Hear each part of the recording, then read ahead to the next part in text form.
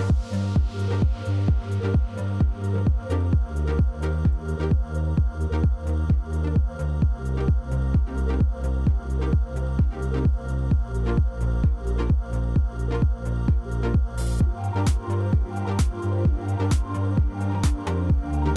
going on, everyone? It's Alan. Welcome back to the channel. Today we're going to take a look at my dream desk setup.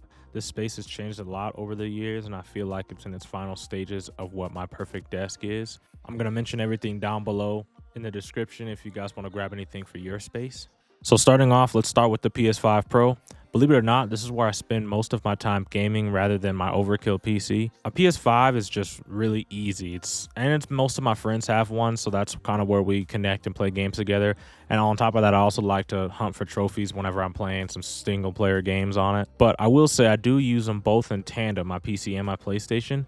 I use an app called the PlayStation Remote Play app. It's really supposed to be like a streaming thing for your PlayStation, but you stream the games from your system. So instead of me doing that, I kind of just change the input to whatever input I have my PlayStation 5 plugged into. And that's really what I use it for, is just to sync my audio. So like an example of this means that I can hop into a party chat with friends and still use my bottom monitor for media, like watching YouTube or movies or shows or listening to music separately, and then still game on my top monitor that my PlayStation 5 will be plugged into. And all of that audio would come through my headset. You can have a wireless controller Bluetooth to your PC. I always just use the USB-C cable though, because I feel like sometimes it just disconnects, and that's just really frustrating in some games. You also need a really good stable internet connection in order for this to kind of work without any like crazy delay. For me, it works just fine. I've been using it since around 2022, so I recommend it. If you guys are having the same kind of similar annoyances, then I recommend you use PlayStation Remote Play as well. Speaking of audio, the headset that I use is the Astro A50X in white.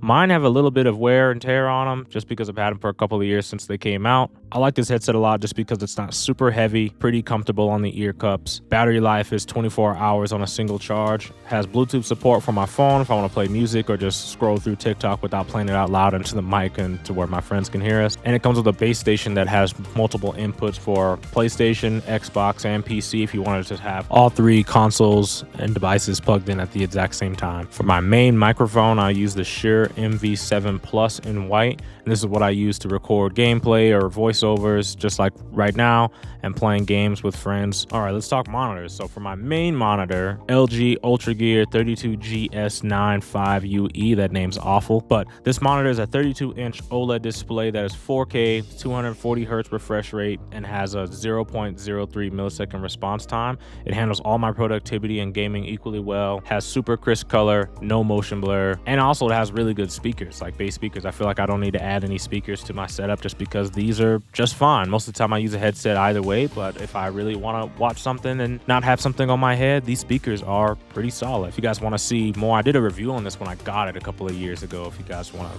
look into that. For my secondary monitor, I use the 15-inch ViewSonic VX1655 4K OLED monitor. This monitor is meant to be like a portable monitor for like laptops if you were going into like a coffee shop or anything like that, but I have it mounted to my monitor riser. I was gonna get like another secondary like LG monitor, maybe use my old 27-inch or anything like that. I used to do that. It just looks like it just looked crazy on the desk. Mostly having this second monitor is just nice to have for, you know, moving my audio clips or just having this as like a media screen instead of using it as a full-fledged monitor. But overall, this monitor is perfect and it does the job really well for what I needed to do. All right, for my peripherals, both of my mouse and my two keyboards that I use, my mouse is the Logitech Superlight 2 in white. It's been my daily driver for a while now and I have no problems with it whatsoever. My keyboards, I have two. My main is the wireless Melgeek Mojo 84 keyboard, and my more competitive keyboard when I'm playing games is the Made 68 Ultra, which is also from Melgeek. The Mojo 84 is wireless and has a TTC frozen silent switches, so they don't make any noise when I'm typing or editing.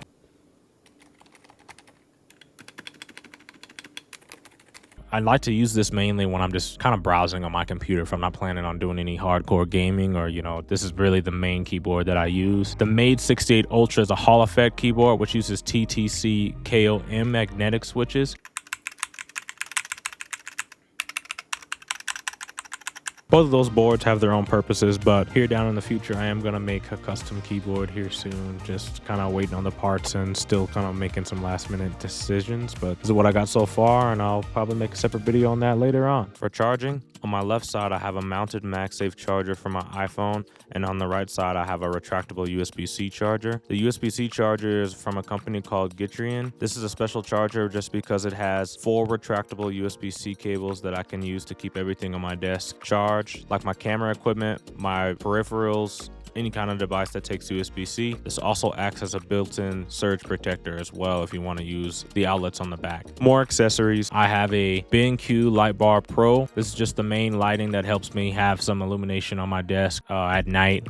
Super nice. And on top of that, I 3M taped a 4K Elgato Pro webcam on the top just for my video recording, as if I ever live stream or just record something where I need to show my reaction. That's the camera that I use. Down here at the bottom of the monitor riser as well, I have a CF Express card reader. This is where I offload my content from my main film camera. What brings the whole thing together, let's talk about the PC. This PC is super overkill. Got 96 gigs of RAM. It's got a Ryzen 9 9950 X3D, RTX 5090. All the bells and whistles, super fast storage. I just made a video on this PC build a couple of weeks ago, so if you guys want to see the full process, that's going to be in the video. I'm also going to link it down in the description as well. But no, I have no issues running any games of any kind with this build. This is a complete beast. Love it. Love running games at 4K, max everything. I don't like any compromises, and this is definitely the build that gets the job done. Another piece of tech that I want to share that's not on my main desk, but this is the Ugreen NAS, specifically the DXP 4800 Plus. And if you don't know what a NAS is, it's a personal cloud storage that you can access from anywhere as long as you have an internet connection. I use it for my household photos and folders and stuff like that, just so it doesn't take up space on my computer or on my phone. It has its own software that is really user-friendly and simple to set up. It's something we want to invest in and fill it up with memories. And if I wanted to, I could let others access it for those shared vacations. All right, lastly, the desk itself and my chair. Probably the most important parts of the setup. So for the desk, it is the Secret Labs Magnus Pro XL in pure white. I've had this desk for almost a year now, and I'm very happy to say that this is a great purchase. I hardly have any complaints about the product itself.